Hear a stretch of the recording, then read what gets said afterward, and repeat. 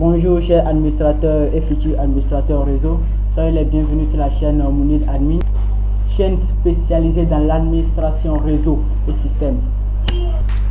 C'est quoi la virtualisation? Quelle configuration réseau choisir d'une machine virtuelle à une autre machine virtuelle?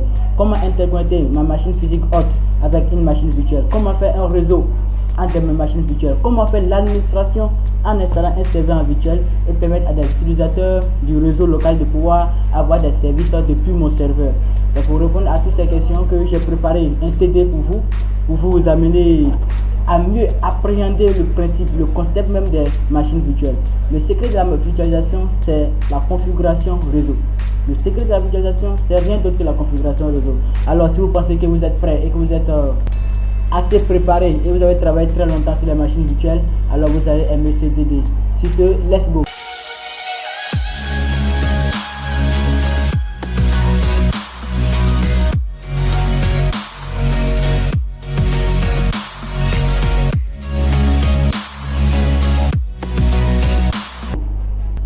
Donc ce tutoriel c'est noté test sur les bases de la virtualisation. Je maîtrise la virtualisation, alors viens essayer. Comme on peut le voir cette image, le niveau 0 sera le scénario 3, le niveau 1 sera le scénario 1 et le niveau 3 sera le scénario 2. Donc j'ai réparti en 3 scénarios. Pourquoi ce test est-il important? Pourquoi ce test est-il important pour vous? Ce test qui est illustré aussi 4 cas bien précis où j'ai expliqué un peu, mais je vais aller encore plus loin. Ici, sur cette chaîne, je vais vous parler de l'administration réseau. Comment interconnecter, comment mettre un serveur en virtuel, comment déployer un serveur en virtuel dans une entreprise. Je ne parle pas ici seulement de la théorie où on va interconnecter pour faire des tests et puis après démarrer. Non, je suis en train de parler de la pratique. Je vais vous parler de la pratique. Comment on peut mettre le serveur en virtuel et puis le déployer pour que tous les utilisateurs d'entreprise puissent accéder à mon serveur, puissent avoir des ressources de mon serveur. J'ai pris aussi l'exemple à partir du cas 2. Voilà, j'ai l'accès à internet, peut-être que j'ai l'accès par Wi-Fi ou l'accès par Ethernet, et puis je suis connecté avec mon voisin. Voilà, on est en réseau avec mon voisin, mais moi j'ai la connexion internet. Comment je peux donner la connexion internet à mon voisin? Ça, c'est des questions qu'on doit se poser. Ici, dans ces tests, les tests, c'est vrai qu'on devrait les faire en virtuel, mais imaginez un instant qu'on essaie de déployer ces tests-là dans une machine physique, dans un réseau où les postes sont en physique. Imaginez si vous arrivez à faire ce que ça va vous apporter. Donc, sur ce, on va avancer avec le matériel. Le matériel nécessaire à la mise en place. Ici, le matériel nécessaire, vous avez besoin seulement de la connexion internet, un poste physique que je vais appeler ici dans mon tutoriel un poste hôte, ou PC hôte, voilà, qui sera équipé d'un système Windows. Voilà, 3 machines virtuelles Windows, 3 machines Windows, ça peut être 3 Windows 7, 3 Windows 10, 2 Windows 7, 1 Windows 10, tout ça dépendra des configurations de votre machine. Une machine virtuelle Ubuntu, voilà, une machine virtuelle Linux, voilà. Maintenant, les caractéristiques minimum du PC physique, ça doit être un processeur dual core qui tourne à 1,1 GHz au moins, 4 Go de RAM et un disque de 60 Go. Comme une petite confidence, ce sont les caractéristiques du PC qui a servi à faire le premier test. Le schéma de câblage du scénario 1, ça c'est le schéma de câblage du scénario 1, comme ici représenté. Je vous explique très rapidement et très brièvement le schéma. Ici, j'ai la connexion internet là. La connexion internet, je la donne à mon PC hôte, mais de façon statique. C'est bon, ça veut dire, je ne veux pas le PC hôte en DHCP. Le PC hôte doit être en statique. D'accord. Maintenant, je donne la connexion internet à mon PC virtuel 1. La nomenclature, c'est virtuel 1. Je donne la connexion dans le réseau 10.0. Bon, peu importe le réseau qui reçoit la connexion, c'est pas important. Mais tu dois donner, le PC 1 vient dans le réseau 10.0. Le PC1 à son tour donne la connexion à la machine virtuelle 1, c'est autant pour moi, donne la connexion à virtuelle 2 dans le réseau 20.0. Virtuelle 2 à son tour donne la connexion à virtuelle 3 dans le réseau 30.0. Mais là, virtuelle 3, PC hôte et la machine Ubuntu doit être dans le réseau 200.0. Les pings doivent passer entre ces 3 machines. Le PC hôte, virtuelle 3 et la machine Ubuntu. Maintenant, pour ceux qui ne maîtrisent pas le système Ubuntu, voilà, ils peuvent utiliser à la place du système Ubuntu une machine Windows 5, une machine Windows 5. Maintenant, bon, pour ce qui sera du test, au lieu de tester la commande trace route sur Windows, ça sera maintenant trace. Mais bon, on aura les mêmes réponses, Ouais. Donc voici le schéma de câblage. Donc je reprends un peu encore l'explication. L'internet part vers le PC hôte. Le PC hôte, il donne l'internet à ma machine virtuelle 1. La machine virtuelle 1 dans le réseau 10.0. Celui-ci donne à virtuelle 2 dans le réseau 20.0. Le virtuel 2 donne à virtuelle 3 dans le réseau 30.0. Virtuelle 3, Ubuntu avec mon PC physique sont dans le réseau 200.0. Mais virtuelle 3 donne aussi la connexion au PC hôte. Virtuelle 3 donne la connexion au PC hôte et donne aussi la connexion à Ubuntu. Et toutes ces machines qui sont dans ce réseau sont connectées à Internet. Tout l'ensemble de ces machines doivent être connectées à Internet. Maintenant, bon, ceux qui vont se demander, mais comment PC là peut donner la connexion à celui-là que celui qui a la connexion depuis le départ. Donc je vais vous faire une illustration tout simple. Si je viens ici, voici l'ensemble de mes 4 réseaux qui sont disponibles ici. Donc si je fais clic droit sur ces 4 réseaux, si je fais statut, on voit ici, j'ai dit j'ai pas d'accès à Internet. Ça veut dire que cette carte n'a pas Internet. Cette carte également, si je fais, on dit il n'y a pas accès à Internet. Mais si je fais clic droit sur cette carte, on dit quoi? Accès à Internet. Donc quand vous allez arriver à cette étape, la machine PC hôte doit avoir 2 cartes qui ont accès à Internet. Maintenant, pour les objectifs de ce scénario, je l'ai déjà expliqué, le ping doit fonctionner entre les 3 machines qui sont là. L'ensemble des machines doit avoir accès à Internet. On s'est compris. Maintenant, pour ceux qui se demandent si c'est possible, bon, j'aimerais pas que mes abonnés se posent la question à savoir si c'est possible, parce que là, pour moi, c'est pas la bonne réponse. Comment faire? Je préférerais qu'ils posent la question comment on va faire. Et au lieu de se demander si c'est possible. Donc j'ai pris les captures sur ma machine Ubuntu que j'avais. Il a donné l'adresse IP 200.1 comme présenté ici. Bon, j'ai voulu faire les pings pour vous montrer comment les pings passent entre ces différentes machines.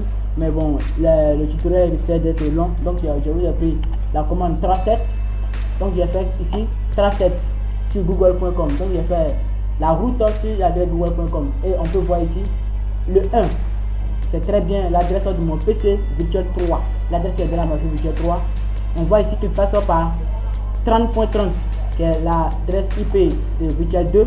Il passe par le réseau 20.10 qui est PC 1. Il repasse par 10.1 qui est une adresse aussi de mon PC hôte.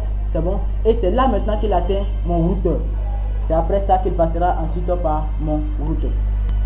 Donc pour résumer, si vous faites une machine Windows simple, ou si vous faites la commande 37, vous devez avoir exactement le même passage du flux. Bon, les adresses ça peut varier en fonction des adresses que vous avez données à vos machines. Pour ne pas vous encombrer avec beaucoup d'adresses, j'ai juste pris le réseau. Donc libre à vous de choisir vos adresses IP. Libre à vous de choisir votre adresse IP. Mais on voit très bien que ici, le paquet est passé par tous les réseaux que j'ai définis dans mon schéma de câblage. Tous les réseaux que j'ai définis ici, l'adresse est ici par exemple 10.0, c'est passé par 20.0, 30.0 et j'ai atteint Internet de mon routeur ici qui était en 1.1. Voilà. Donc ici prend fin l'explication du scénario 1. Scénario 1, je rappelle, c'est le niveau 1 de la virtualisation, de la maîtrise de la virtualisation, ça c'est le niveau 1. Donc on va passer maintenant au scénario 2. Pour ceux qui sont plus passionnés comme moi, qui aimeraient encore tester une variante de cette configuration réseau, voici le scénario 2 pour vous. Ici, je rappelle toujours que Virtual 1, Virtual 2, Virtual 3 et Ubuntu sont toujours dans la machine virtuelle. Sont tous en virtuel, sont tous en virtuel. Donc dans ce scénario, la connexion Internet part directement à Virtual 1. Le PC hôte n'a pas accès à Internet. La connexion Internet part directement à Virtual 1. Virtual 1 partage la connexion, donne la connexion Internet à Virtual 2. Virtual 2 donne la connexion à Virtual 3. Et c'est là que Virtual 3 donne l'accès à Internet à mon PC physique. Je rappelle très bien que de là à là, le PC hôte n'a pas accès à Internet comme dans le scénario 1. Le scénario 2, la connexion Internet part directement vers Virtual 1. Ensuite, Virtual 2, Virtual 3. Et c'est après, Virtual 3 peut donner l'accès Internet maintenant à ma machine physique. Et aussi à Ubuntu. Donc c'est juste le principe qui est là. Voilà, c'est bien expliqué un peu plus haut. Donc si on lance la commande 37 sur Ubuntu, ou bien si on lance sur mon PC physique, on doit très bien voir que le paquet passe par ce chemin avant d'atteindre ma connexion Internet. Donc ici, voilà terminé le scénario 2. Pour le scénario 3, test de niveau 0. Test de niveau 0, le plus facile, selon moi, c'est lui qui est là. Voilà. Donc, le PC virtuel 2, c'est lui qui m'intéresse. Virtuel 2. La machine virtuelle 2 doit avoir accès à tous ses réseaux. Ça veut dire quoi? De la machine virtuelle 2, il peut passer sur virtuel 3. Il peut avoir accès à tout le réseau d'ici. Il peut avoir accès à tous les réseaux d'ici. Il peut avoir accès à tous les réseaux de 20.0 à partir de la machine virtuelle 2. Entre les deux, le ping passe. Entre ces deux, le ping passe. Entre ces deux, le ping passe. Entre ces deux, là aussi, le ping passe. Donc, le virtuel 2 devient comme pour nous ici un carrefour de croisement de tous ces différents réseaux.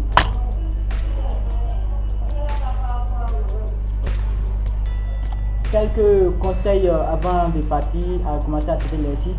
Ici, je vous conseille de commencer d'abord avec une machine. Il ne sert à rien de commencer en même temps à allumer les 3 ou 4 machines en même temps et puis rien ne fonctionne. Commencez d'abord à allumer une machine. Après, si la connexion arrive à cette machine, vous allumez la deuxième machine, ainsi de suite pour tracer le trajet. Mais en fonction de vos configurations réseau, vous devez aussi juger votre RAM. Voilà, savoir utiliser sa RAM aussi est l'un des secrets de la machine virtuelle. Voilà, celui qui a 16 Go de RAM et celui qui a 4 Go de RAM ne vont pas forcément donner les mêmes capacités RAM à vos différentes machines. Maintenant, pour ceux qui veulent commencer maintenant avec la virtualisation, je vais commencer une série de cours pour vous expliquer en long et en large, en détail, avec toutes les illustrations possibles pour vous expliquer la virtualisation, pour que ces TD, ces scénarios-là soient le plus facile possible pour vous à traiter. Donc n'hésitez pas à rejoindre la famille, car ce qu'il arrive, comme le dit communément en Côte d'Ivoire ici, c'est de l'eau qui arrive, Ici, on va voir l'administration en détail avec tout ce qu'il va. On parlera de l'administration sur Linux, on parlera de l'administration sur Windows Server. Mais avant tout, on va commencer par la virtualisation parce que la base ici sera la virtualisation. Avant de commencer, tout le monde sait installer des machines virtuelles, tout le monde sait installer des machines virtuelles, tout le monde sait installer Windows 10, tout le monde sait installer Windows 7, tout le monde sait installer Ubuntu. Mais le secret, ce sera de maîtriser l'accès ou bien la connectivité réseau. Est-ce que je dois mettre en accès privé? Est-ce que je dois mettre en accès par pont? Est-ce que je dois mettre en NAT? Comment configurer? Et on va faire une série de vidéos où tout cela sera bien expliqué. Si ce n'est, n'oubliez pas de vous abonner et d'activer la cloche de notification. Et dites-moi en commentaire de quel des scénarios vous avez le plus plu et quel scénario aimez-vous voir la correction.